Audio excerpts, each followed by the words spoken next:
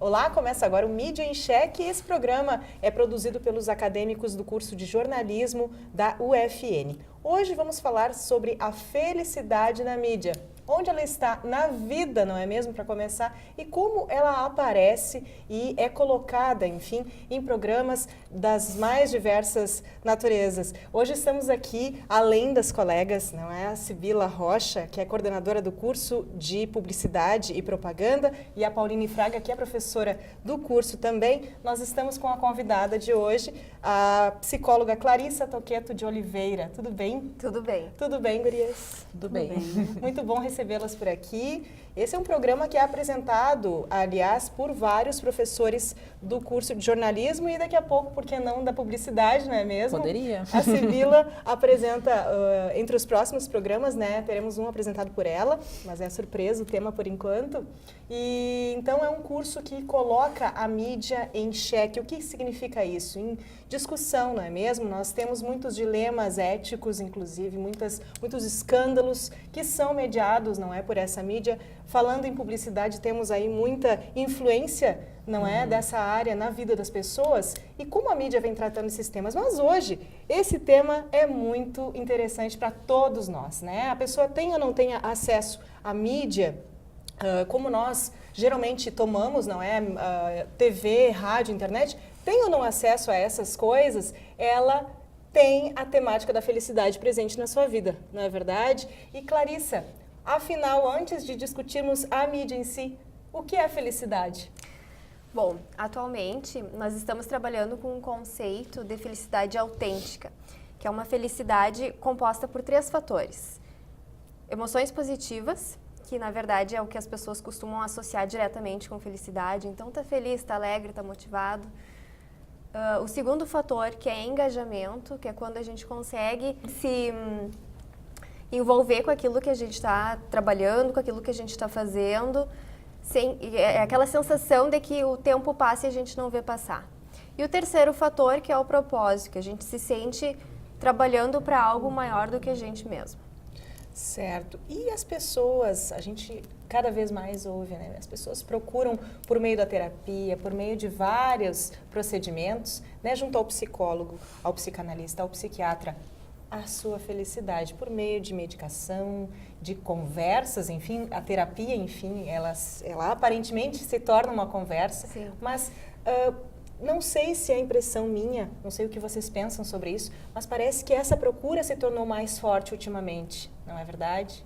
Sim, é verdade, mas não em busca da felicidade. As pessoas que estão buscando terapia, em geral, é porque elas percebem que não estão sendo felizes, né? E a gente vê, principalmente até entre os estudantes universitários, que os índices de depressão e ansiedade estão bastante altos. E o que tem causado isso, especialmente? Ah, muita coisa. Primeiro, a gente não pode descartar uma predisposição, né? Então, todas as pessoas, elas nascem já com um temperamento. Então, predisposição a ser mais ansioso, a ser mais calmo, mais introspectivo, mais extrovertido. Então, isso é uma parte que é da pessoa, né? Nasce com ela. Agora, quando ela entra na universidade, em geral, tem muita expectativa em relação ao curso, em relação a como é que vai ser, aos colegas, aos professores, aos conteúdos que vai ver. E essa expectativa, ela demora para ser satisfeita, se for satisfeita, porque a gente tem disciplinas básicas no início, então demora a ter contato com o curso propriamente dito. Os professores, eles são menos acolhedores, não que seja ruim, né? Mas eles dão as coisas menos mastigadas do que os professores do colégio, do ensino médio. Então, os alunos, eles se veem precisando fazer as coisas por eles mesmos, de forma mais autônoma, e talvez eles não estivessem preparados para isso. Então, quando eles têm essa dificuldade de fazer essa transição, essa adaptação, eles podem se frustrar e se sentir que não estão atingindo o que era esperado deles. Mas, para fazermos, de repente, já uma ponte com a questão midiática, né? Eu leio bastante sobre essas temáticas. Claro, a gente não é profissional da área, né? É muito leigo, mas o jornalista, por exemplo, ele precisa ir atrás, né? Se munir de informações. E quando a gente vai abordar algum assunto, ter esse início, pelo menos essa leitura, né? E aí uma coisa que salta, tem se destacado para mim, né, nas minhas pesquisas sobre, é a questão da ansiedade, né? E aí que está a mídia, ao meu ver, principalmente a publicidade, mas o jornalismo também, na cobertura de catástrofes, de tragédias cotidianas, do cotidiano mesmo, né? Nós vivemos estado de quase guerra civil, né? Em vários lugares, em vários momentos. O que me parece é que o maior acesso às informações e a antecipação, né, de algumas perspectivas, no caso, a entrada na universidade, né, cada vez mais cedo, mas essa ansiedade e essa antecipação ou essa visão mais global do que as pessoas têm acesso e eu não tenho, por exemplo, isso vai aumentando essa característica, me parece, nas pessoas cada vez mais cedo. Então, quadros de ansiedade cada vez mais precoces na vida das pessoas. Isso se confirma, Clarissa? Mais precoces eu não diria, mas mais frequentes de maneira geral em todas as idades. E principalmente os jovens de hoje, eles são de uma geração em que tem acesso a muita coisa instantaneamente. Então, quando falta uma informação, né, então se vê querendo uma coisa e não consegue, ou quando isso demora para acontecer, existe uma frustração, existe uma ansiedade, ou até às vezes uma raiva, né, ou uma tristeza, enfim, de que, bom, eu quero uma coisa e não, como assim não está ao meu alcance? Pois, mas gostaria de ouvir de vocês. Eu acho importante a gente resgatar algum fio condutor dessa história, que é, se hoje, nessa sociedade que vivemos, a mídia tem o papel de fio condutor, e eu sei como está o mundo, como está o meu bairro, a minha cidade, através dos meios de comunicação, sejam eles quais forem, as plataformas, né? Ela é responsável também por construções sociais, por representações sociais. E eu represento um padrão de felicidade. E essa representação de padrão de felicidade que a mídia impõe, de alguma forma, eu acho que tem uma maneira de combater, que é o que nós estamos fazendo, é educando para a mídia. Então, sabendo que a mídia tem critérios, quando é que eu faço a cobertura de um grande casamento? Quando é uma princesa, quando é real.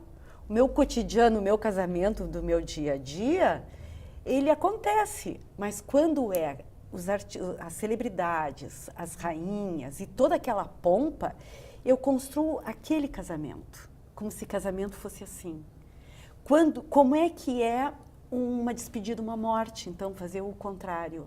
Então, o cotidiano das nossas perdas, e que são né, do dia a dia, nós vamos vivendo ela, mas nós olhamos na mídia e vemos um grande evento de uma morte, né, mediatizada, celebrada, festejada, com 1000 homenagens.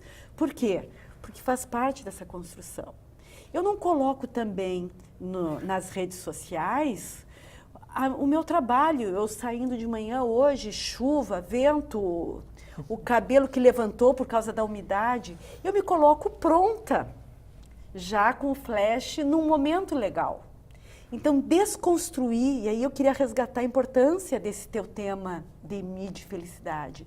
Desconstruir que a mídia tem critérios, tem valores, e tu pode falar depois sobre a PP, né, sobre a publicidade, como é que ela traz isso. Desconstruir já deixa a felicidade num patamar mais pessoal, e não tanto de padrões tão culturais e impostos. Estou certa? Um patamar de perfeição, talvez inalcançável para alguns? Bom, entende assim, ó, para a maioria, porque a mídia, ela tem uma categoria que nós chamamos dos olimpianos, que são aqueles que estão na mídia, que têm acesso à mídia. Poder de dizer, poder de julgar, poder de representar. Eles estão na mídia. Eles são chamados de olimpiano por um autor... Pierre Bourdieu? Não, Edgar Morin, na cultura do século XX, quando ele diz olimpianos, porque ele traz da Grécia, entre o Olimpo, eu sou meio deus e meio homem, né? Eu tenho todas as coisas boas dos deuses, né? A beleza, a fartura, a sofisticação, e do homem eu tenho esses sentimentos, né? A inveja, o amor, o ciúme, a possessividade. Então é esse o patamar desse conceito. Então, os olimpianos são muito poucos, nós contamos nos dedos, né? E nós, no nosso dia a dia, que trabalhamos, que temos uma vida mais, eu diria, real, né? O que é felicidade para alguém que tem uma vida cotidiana real? Trabalha 8 horas por dia, contas para pagar. Uma vida ordinária e não extraordinária. Então, e o que a publicidade faz com isso, Pauline? Bom, a publicidade, para início de conversa, a gente tem que dizer que a publicidade ela não vende só produto e serviço, né? Ela vende a cultura, que é a cultura do consumo. Então, ela vende pensamento, ela vende comportamento, ela vende atitudes, ela vende essas representações estereotipadas, né? Então, tudo que a publicidade vai representar, ela tem um certo nível estético, tem que ser sempre agradável aos olhos, né? Dentro de alguns padrões que cada cultura vai estabelecer. Mas a cultura do consumo, eu costumo dizer que é a cultura mais transnacional, né? É a cultura que chega a todos nós, independente de outros fatores culturais, como religião, como comportamento, crenças mais típicas de cada região do mundo. E aí, o que a cultura do consumo faz? Ela vai querer sempre exaltar esse procedimento do consumo, sempre fazer com que a gente retorne mais vezes, né, com mais frequência ao ponto de venda e que a gente reproduza esse padrão, por exemplo, da questão da obsolescência programada, né? Os produtos, eles não são feitos para durar muito, para que a gente retorne ao ponto de venda. Então, toda vez que eu estou vendendo um produto, um serviço, eu estou vendendo um estilo de vida. E esse estilo de vida é sempre padronizado. E aí a felicidade, ela chega a ser objeto de integrar, por exemplo, o slogan de marca, né? A gente tem, por exemplo, 2 lojas de eletrodoméstico, não vem ao caso citar os nomes, mas uma delas diz a felicidade mora aqui e outra, bem famosa também, no Rio Grande do Sul, diz é fácil ser feliz, né? Então, como é que a gente trabalha isso? A gente associa a compra de objetos, de bens, a essa questão simbólica da felicidade. Só que acaba sendo um poço sem fundo, né? Porque como a gente tem que reproduzir essas relações de consumo, isso nunca vai estar 100% satisfeito. Então, no momento que eu comprei, até a gente estava falando sobre os dados de pesquisa que apontam de 2 a 3 meses, né, o tempo máximo que uma compra e um consumo nos satisfaz, e logo aquilo se esvai pelo tempo e você já fica, né, em desejo da próxima posse, né? Então, como é que a gente pode trabalhar isso com a conscientização também sobre as práticas de consumo, né? Então, a gente não pode ver só o lado negativo. Outras iniciativas estão surgindo, como a questão da prática do consumo consciente, né? O consumerismo, que é a gente saber avaliar até que ponto aquele bem material pode me ser útil, até que ponto o valor agregado, né? Que a gente sabe que alguns produtos são bastante caros, até que ponto aquilo vai realmente me trazer felicidade, porque a felicidade seria mais exatamente um estado de espírito, né? Mas na sociedade de consumo ela é associada à posse de objetos. E a Clarice, você podia nos explicar nesse consumo, esse gosto pelo consumo e a felicidade? E depois de já introjetada essa ideia de que eu posso consumir a felicidade, como lidar com isso, não é mesmo? Bom, vamos por partes, então. Em geral, quando a gente pergunta para as pessoas o que tu acha que vai te fazer feliz? Vem dinheiro, vem uma casa grande, vem um carro novo, potente, né? Vem, assim, coisas padrão grandiosas. Estético, isso, um né? padrão estético, exato. E, na verdade, os estudos mostram que pode ser que temporariamente tragam emoções positivas, então, lembrando, né, daquele conceito de felicidade, é apenas um dos fatores. E que não é o suficiente para que a pessoa se mantenha feliz. E como tu disseste, né? Então, claro que a gente fica feliz quando ganha alguma coisa nova, que a gente quer muito, mas essa emoção positiva, ela não dura muito. Né? Ela é bastante efêmera. Isso, e ela não dura por quê? Porque é natural essa oscilação de humor. Então, as pessoas, em alguns momentos, vão estar mais felizes, e em outros momentos, elas vão estar mais tristes, mais ansiosas, e isso é natural, é inclusive esperado, né? Então, demora para as pessoas se darem por conta de que essa busca da felicidade por meio de produtos e coisas de maneira geral assim, não traz a felicidade, né? Traz apenas as emoções positivas. E até porque pode ter uma ressaca depois, né, do consumo, não tem? Isso, ou inclusive uma certa obsessão, né, de comprar. A Organização Porque tu não Mundial... consegue atender o teu status de felicidade e tu vai achando que tem que substituir, é isso? A gente tem hoje também, dentro dos transtornos mentais, a gente pode entender o consumo compulsivo, né, as compras compulsivas, como resultado disso. Então, assim como uma dependência química, em que as pessoas buscam a droga por aquela sensação que a droga causa, embora essa sensação passe, né, a mesma coisa quando na compra compulsiva. Então, vai lá, compra, fica feliz, mas passa, e daí, bom, quero ter aquela felicidade de novo. Felicidade, né? As emoções positivas. Então vai lá e compra de novo e pode se tornar patológico. Eu ia te perguntar se este consumo compulsivo estaria no mesmo patamar da droga por uma substância qualquer, né? Como nós discutimos tanto e temos tanto medo, o filho, né, no colégio, olha lá, cuidar, né? Então, o acesso que ele pode ter a isso, mas quando em casa ele tem o exemplo do pai e da mãe que consomem sem freio, né? É uma droga também. Isso, todos esses comportamentos, inclusive a dependência da internet, são considerados transtornos de exagero. Então, as pessoas, elas perdem a noção, né? Nada mais importa, só importa eu comprar, ou eu estar na internet, ou eu consumir a droga. A vida passa a girar em torno disso e nada mais importa. A Organização Mundial da Saúde, né, Clarissa, já catalogou o consumismo como uma patologia. E existem alguns grupos no Brasil já, acho que no Rio de Janeiro, se não me engano, foi o pioneiro de um grupo de consumistas anônimos. Pessoas que não conseguem se desvencilhar da necessidade diária de consumo, né? A ponto de fazer um tratamento de... Eu também tinha uma questão, assim, que eu acho, além do consumo, a dos relacionamentos, a da solidão. Tu consegue ser feliz sozinha? Tu precisa de outro para ser feliz? Ou de amigos? Né? O que tu precisa?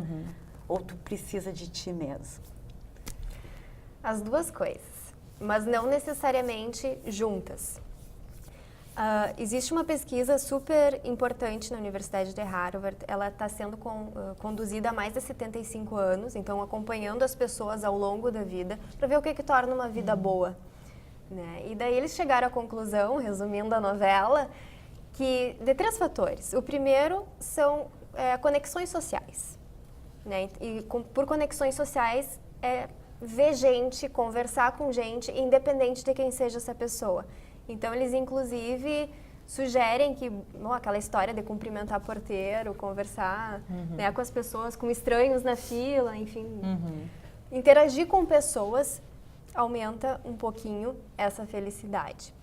O segundo fator são relacionamentos de qualidade. E daí entram os relacionamentos construídos mesmo, né? Então, familiares, amigos, comunidade também. Então, relações de qualidade deixam as pessoas mais felizes e mais saudáveis. E o terceiro fator é que todas essas relações e o contato com pessoas, elas protegem o cérebro na forma de que pessoas que têm isso mais presente na vida delas, lá longe, no final da vida, digamos assim, elas vão ter menos perda de memória.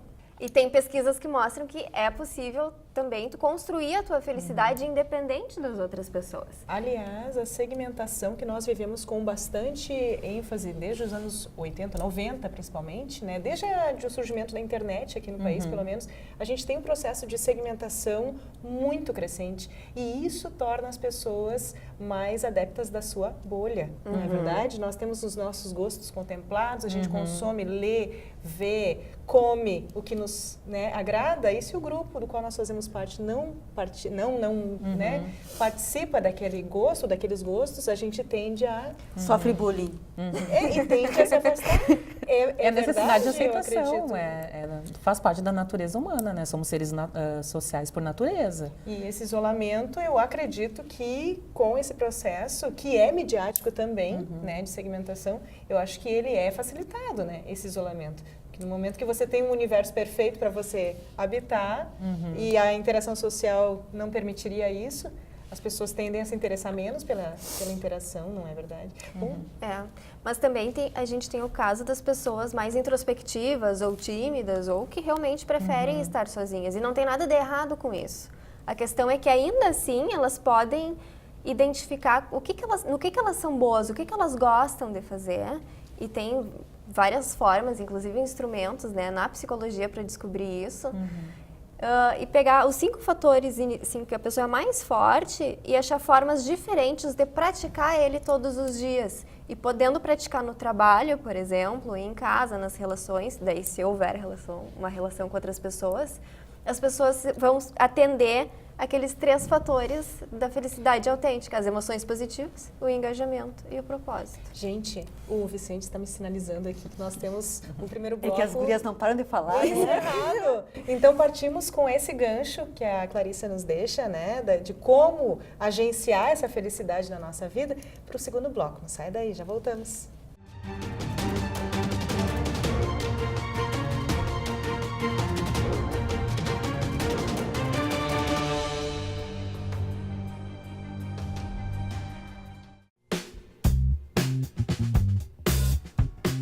Meu nome é Francisco, eu coordeno o curso de Arquitetura e Urbanismo da Universidade Franciscana.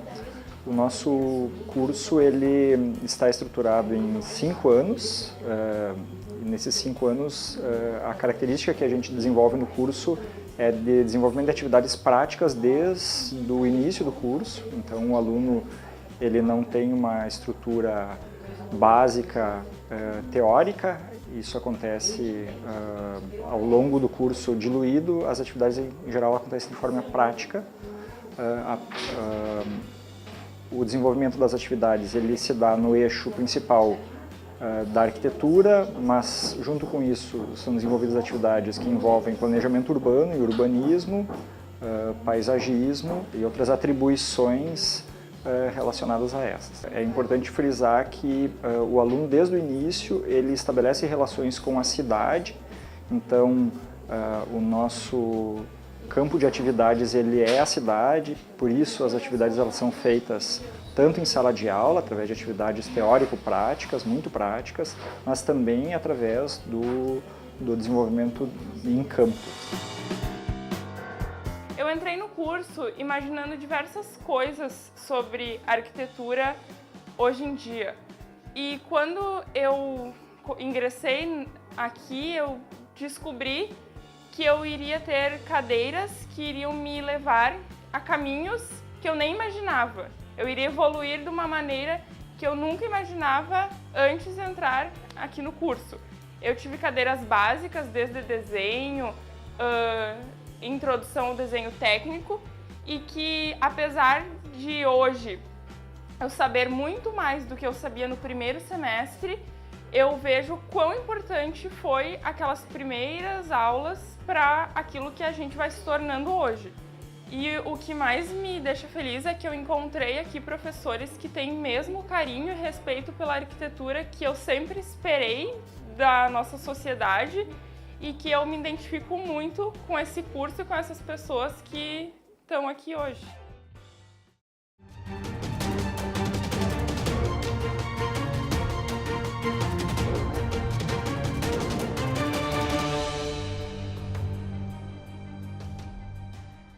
Voltamos com o Mídia em Xeque e hoje estamos falando sobre a felicidade e a mídia.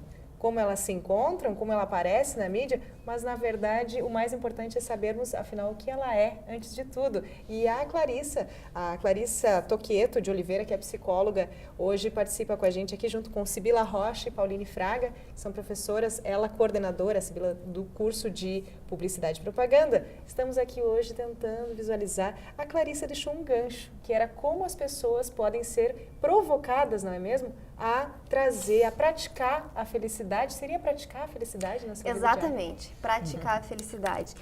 As pessoas elas costumam pensar que a felicidade ela vai vir de algum lugar, vai baixar na pessoa e agora eu sou feliz, né? Ou consumindo, enfim, tudo que a gente conversou antes. Mas na verdade a gente vê que não é assim. Né? Essa felicidade autêntica nós precisamos construir todos os dias. Então ela precisa de um esforço intencional diário.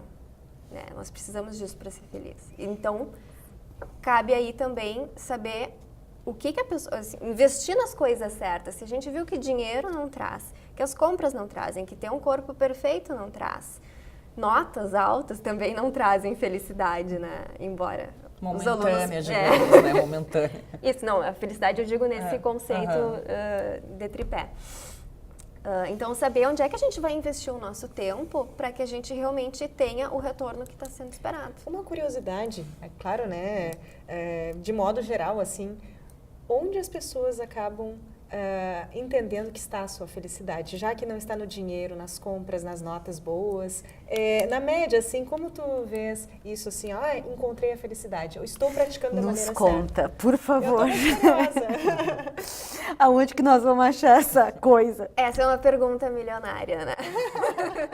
Bom, não existe uma equação da felicidade que seja válida para todo mundo, né? Não existe uma receita de bolo que vai dar certo para todos. O que as pessoas estão percebendo aos poucos, porque nem todo mundo tem acesso a esses dados de pesquisa, é que, bom, tentei, não deu certo, mas deu certo nos relacionamentos, por exemplo, na família. Vai por aí. Ou na comunidade, está inserido na comunidade. Vai por aí. Tem gente que consegue do trabalho, né? Isso que eu falei do engajamento antes, tem um conceito da psicologia positiva super interessante que se chama flow, né, em inglês. Que é, na verdade, quando o que a pessoa está fazendo, né, o nível de habilidade que ela tem para fazer determinada atividade casa perfeitamente com o nível de desafio que aquela atividade tem. Por quê? Porque se eu tenho muita habilidade e o nível de desafio é baixo, eu fico entediado. Se o nível de desafio é muito alto e eu não tenho habilidade, eu fico ansioso. Mas quando as duas coisas se encontram, a gente tem o que se chama canal de flow. E daí são essas experiências que no momento a gente não se dá por conta que está acontecendo. A gente se dá por conta só depois que ela termina, porque a gente olha para trás e vê, passaram 5 horas voando, eu nem percebi. Aquela frase do eu era feliz e não sabia. Pode ser. E é possível construir esses canais de flow, né, praticar eles no dia a dia. Mas para isso a gente precisa identificar quais são as nossas habilidades, o que a gente gosta de fazer e o que eu posso fazer para casar e eu ter esses momentos de flow. Tem pesquisas que mostram, né, como que a gente vai provocar o flow em trabalhadores para ter uma maior produtividade e ao mesmo tempo eles serem mais felizes. Então, dá para fazer por si. Uma coisa que a gente nota bastante é que não era muito comum, né? As pessoas que justamente com formação mais profunda, digamos, numa área, elas são muito passaram a ser muito flutuantes nos seus cargos, não é? A empresa tal atrai mais, ela vai para lá. Isso por um tempo era um perfil problema, mas acho que as empresas passaram a perceber que elas precisavam lançar esses desafios, não é? E até pelo modelo de carreira que se tinha antigamente, onde as pessoas iniciavam a trabalhar e se aposentavam no mesmo lugar. E daí o tempo, né, de trabalho em cada empresa, essas mudanças eram realmente vistas com maus olhos. Mas hoje, como a gente tem muita informação, está tudo sempre em constante mudança, é comum mudar. E até, né, salvo alguns cargos mais fixos, de carreira fixa, é esperada essa mudança. Mas não necessariamente quer dizer que vai ser infeliz por isso, não. No geral, assim, a mídia, ela contribui para uma inserção do indivíduo e de conhecer aonde pode buscar a felicidade, ou ao contrário, ela contribui para um isolamento do indivíduo e a sua busca de padrões que talvez não sejam os seus? Depende muito da cabeça do indivíduo. Por que eu estou dizendo isso? É natural para todos os seres humanos nós buscarmos pontos de referência. É bom, né? Bom, pessoas da minha idade, o que elas estão fazendo? Será que eu não estou atrás? Será que eu estou muito à frente? A gente precisa desse ponto balizador. E ok, isso é bom. Mas isso pode se tornar um risco quando a gente usa pontos de referência que não são realistas. Inatingíveis. E pode ser que a mídia, daí nesse caso, esteja transmitindo, vendendo uma ideia, né, uma experiência, um comportamento, que na verdade a pessoa não vai conseguir por meio daquele produto ou até pelas redes sociais. Né? Então, bom, eu me comparo com os outros que estão ali nas minhas redes e eu só vejo eles bem, fazendo coisas super legais. Então, eu comparo os melhores momentos da vida deles com a minha vida inteira. Eu não estou vendo a vida inteira deles, então não é uma comparação justa, né? Eu comparo o palco deles com os meus bastidores. E daí, como é que a pessoa vai se sentir? Eu gostei disso. Mas isso é engraçado, assim, porque Eu vou levar para minha sala de aula isso. Que bom. Tu repete para mim? Eu Repito. comparo. As pessoas o palco, comparam o palco dos outros isso é rede com social. os seus bastidores, exato. E daí elas ficam Com os ficam bastidores pensando, será que eu não sou bom o suficiente? O que mais que eu tenho que fazer? O que está faltando para eu chegar lá? E ela tem esses momentos. Porque o que sobe ao palco é só, né, digamos assim, as melhores cenas. E aí, por causa do... Não as cenas editadas, Porque cortadas. quem tem acesso, agora nós voltamos então, olha o gancho, quem tem acesso à estrutura midiática? É a Paola de Oliveira, é o Neymar, são os olimpianos. E nós estamos, né? Esse palco é deles, não é nosso. E é engraçado isso, porque por mais que a gente entenda que a mídia, por exemplo, ao estipular esses padrões, o padrão de felicidade, por exemplo, que é o padrão estético, o padrão de consumo, etc. E isso às vezes frequentemente é altamente frustrante, né, para os consumidores, e todos nós somos consumidores. Ao mesmo tempo é engraçado porque a natureza humana, ela demanda também a necessidade de modelos inatingíveis. Foi por esse motivo que na cultura grega se criou a ideia dos deuses, por exemplo. Essa questão daquilo, né, aquilo que é inalcançável à natureza humana, o homem também necessita disso. Então é engraçado, porque a gente tem que encontrar um meio termo entre aquilo que é tão inalcançável que pode me frustrar, mas a necessidade dos mitos, porque o homem precisa disso. Ele precisa transcender por meio da sua fantasia, daquilo que é criado, né? Do extraordinário. O homem, desde o início da história humana, ele precisou desses fatos, desses personagens extraordinários, com poderes além da natureza humana, né? Então a gente tem que, acredito que, encontrar um meio termo entre isso. Porque quando se diz assim, por exemplo, mas se as novelas, os filmes mostrassem... As novelas, para dar um exemplo bem, né, cultura nacional. Se as novelas mostrassem só pobreza, tristeza, enfim, só sentimentos mais negativos e tal, né, baixaria a audiência, por exemplo, né? As pessoas não teriam tanto desejo. Porque as pessoas também se realizam por essas vivências que não fazem parte do seu cotidiano e talvez nunca façam parte do seu cotidiano. Só que a gente tem que ter um balizador, um meio termo naquilo ali, né? O que é o meu universo fantasioso a ponto de eu me realizar naquela fantasia, por exemplo, lendo um livro, né, num universo surreal, que nunca vai existir no meu meio de existência, mas ao mesmo tempo aquilo, né, então eu preciso desse universo, mas eu também não posso balizar toda a minha vida, que é ordinária, e tem momentos extraordinários, mas não é toda extraordinária, né, enfim, a gente entra em um questionamento filosófico aqui, né, sobre qual é o aspecto extraordinário ou ordinário da vida, mas eu preciso, então eu acho que a gente tem que, quando a gente fala sobre a questão da felicidade, eu acho que o melhor caminho, mais ou menos pelo que tu falou, Clarissa, que eu entendo, é o autoconhecimento, né? Porque a gente tem que entender nossos limites, aquilo que a gente pode entregar e que os modelos que estão aí não necessariamente são modelos que vão me satisfazer, né? E o fato de não me satisfazer não significa que esteja errado. Exatamente, mas não saber apenas os limites, mas também as qualidades que essa pessoa tem, né? Para que, em vez de ficar... Porque existe uma grande diferença entre aliviar a tristeza e construir felicidade. Se a gente pensar como um contínuo, se a gente só alivia a tristeza, a gente fica na estaca zero. Né? Então, são intervenções diferentes, são práticas diferentes que a gente precisa fazer para ser feliz do que, bom, só para eu me sentir neutro, digamos assim. Só para terminar, e a ideia é que a felicidade não é uma constante, né? As pessoas têm que entender que a vida eu tenho estudado alguma coisa sobre felicidade, realmente o que os filósofos têm dito também, a área da psicologia, entender que são momentos de felicidade, não aquela felicidade plena e contínua, né? Que parece de final de conto de história, e viveram felizes para sempre. Acho que o primeiro entendimento é que não existe o felizes para sempre ou o felizes full time, que são momentos e a gente tem que saber transitar essa vida saudável, entendo eu, né? Na minha interpretação, que é a gente entender que a gente vai flutuar por esses momentos de plena felicidade, né, de realização, e momentos mais cotidianos. Isso. E penso que esse autoconhecimento tem que ser agregado também a uma certa autonomia pessoal, né? De não se enquadrar exatamente em padrões impostos pela mídia, como nós falamos até agora. E essa autonomia, só para finalizar, Carlinha... É para concordar, eu vou complementar talvez o teu pensamento, tenho uma ideia. Não, eu quero te dar os super parabéns. Tá? Obrigada. Não, e essa autonomia, ela vem quando tu desmistifica a mídia. E tu começa a desconstruir esse palco, né? E tu vê que isso faz parte de um simulacro.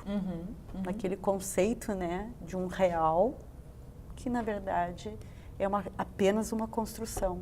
E o que eu queria dizer, que eu acho que dá para complementar mesmo, porque eu senti que o teu gancho era esse e me lembrei de um aspecto muito positivo que eu vejo e descobri que vários alunos da publicidade são youtubers e lançam temáticas que justamente permitem essa libertação das pessoas, saindo de um padrão, falando de vida real. Temos eu não cheguei a falar com os alunos sobre quais eram as temáticas exatamente que eles vinham desenvolvendo, mas tem gente com 10, 11, 12 mil seguidores, né? Eu achei muito diferente, assim, um fator muito novo para mim. Mas entre essas questões que a gente vê aparecendo, o passeio pelo meu corpo, por exemplo, uma temática que tem sido bem frequente, né? Claro, os empoderamentos de uma maneira geral, mas, por exemplo, assim, mães que têm seus filhos, às vezes gêmeos, têm uma alteração grande no seu corpo, temporária ou não, e elas têm orgulho daquelas marcas, porque aquilo é a vida real, né? Aquilo é o que elas, digamos, elas trazem para que elas tenham o privilégio de agora ter essas duas vidas, ou duas, três, quantas vidas forem, né? Sob sua responsabilidade. Só para finalizar, eu entrevistei o Ivo Pitangui, e na década de 80, ele estava a década de 80 iniciou com a cirurgia plástica, foi o grande assim, início, porque não tinha todo esse movimento, né? E ele estava num congresso internacional em Gramado. E aí eu era repórter da RBS e fomos fazer uma entrevista para o Fantástico. Tá, e aí, além das perguntas, eu perguntei assim, Dr. Pitangui, o senhor faria uma plástica? Final da pergunta. E ele me olhou e disse assim, não, as minhas rugas são como as linhas da minha mão, elas contam a minha história. Claro que é o Ivo Pitangui, né? Morando em Angra dos Reis, na ilha, né? Claro, né? Mas as rugas eram a sua história. Fernanda Montenegro diz isso, sobre o porquê de não fazer plástica. Ela fala que o rosto dela é o trabalho dela, é a base do trabalho, que ela não faria. Eu acho isso admirável, porque ela está entre os olimpianos, né? Que está. E aí a gente fica se perguntando assim, poxa, uma pessoa que talvez pelo tempo de vida que ela tem, teria tudo para não pensar dessa maneira, né? Mas ela está à frente do seu tempo, né? Essa é a questão. Bom, nos encaminhamos para o final. Vicente, que tempo nós temos? Estamos já encerrando. Gostaria de pedir para vocês os posicionamentos finais, né? Algumas Começamos pela nossa psicóloga convidada, que foi muito legal, assim, a tua posição. Bom, eu venho de uma trajetória acadêmica bastante forte, né? Então, eu tenho bastante leitura, assim, das pesquisas, dos estudos atuais sobre o assunto. E assim, a minha conclusão é tentar desconstruir essa ideia de que existe uma fórmula mágica para a felicidade e realmente apostar no autoconhecimento e de que forma eu posso usar as minhas características boas e ruins a meu favor, né? Em vez de ficar procurando em coisas, né? Em emprego, em salário, em compras, em corpo perfeito, em relacionamentos até também, dependendo. Em vez de buscar fora, quem sabe busca dentro e como que eu posso usar o meu repertório, o que eu tenho. Eu acho que é mais ou menos isso, né, que eu já tinha falado. Eu acho que é autoconhecimento sempre, né? A gente entende, a cultura do consumo, na verdade, ela tem tudo a ver com essa cultura mais ocidental, que é buscar fora a solução para dilemas, né, para o interno. E eu acho que uma das coisas que a gente pode aprender com a cultura oriental é olhar para dentro quando se queira resolver ou aprimorar o interno, a gente pode procurar dentro. Então, eu acho que cada um vai encontrar um caminho. Para alguns é ser religião, para outros é ser uma filosofia de vida, para outros pode ser alguma coisa, um trabalho voluntário. Eu acho que o contato com outras realidades e com outros seres humanos também propicia que a gente reavalie, né, nossas, como você disse antes, as variáveis de análise, os parâmetros, né? Então, acho que olhar para o outro também é olhar para si. A gente olhando mais para os outros, a gente entende mais de si, né? E talvez, assim, a mídia, ela permeia tanto a nossa vida hoje, acho que em alguns momentos é legal também a gente lembrar de ficar offline, né? E para olhar para si, a gente tem que ficar offline. Então, buscar outras formas, né? Sejam filosofias de vida, meditação, viagens, experiências, cursos, leitura. Eu acho que a gente também pode caminhar. A mídia está tão... Ela faz parte da nossa vida em tantas outras esferas, né? A mídia tem a ver com religião, hoje em dia com política, com economia, com cultura, com sociedade, com todas as vivências humanas. Então, acho que em alguns momentos a gente estar offline também é bom. Desplugar um pouco para se conhecer melhor. Da minha parte, eu vou refletir sobre o que a Clarissa falou para entender melhor o que é a felicidade. Estou correndo atrás. Todos estamos. Até o último dia de vida. Exato. Mas ela é ligeira. Então, agradeço muito a presença de vocês, obrigada. a nossa convidada aí que trouxe uma perspectiva, muitos estudos, muitas visões. A Clarissa que tem doutorado, inclusive, é tão novinha e já tem doutorado em psicologia, então traz essa perspectiva pra gente. Eu encerro o programa não propondo, mas seria um ponto que eu queria propor, mas eu encerro porque é uma visão minha sobre a felicidade. A questão, eu tô nos clichês hoje, né? Eu era feliz e não sabia, o medo de ser feliz. Eu acho que quando a gente descobre o que nos faz bem e as nossas boas e más características, a gente é desafiado também pela vida a mudar. E mudar, conforme o tempo e a idade vão, né? O tempo vai passando, a idade chega, para a maioria das pessoas mudar é muito difícil. Então, eu acho que eu finalizo assim com uma reflexão já, a Sibila vai refletir, ela não se posiciona muito, mas eu, refletindo rapidamente, eu entendo que o mudar pode ser também um grande passo rumo à felicidade. Bom, o programa de hoje vai ficando por aqui, hoje foi um tanto filosófico, né? Muito obrigada pela presença de vocês e a vocês que nos acompanham aí em casa ou pela internet. Até a próxima semana. Tchau, tchau.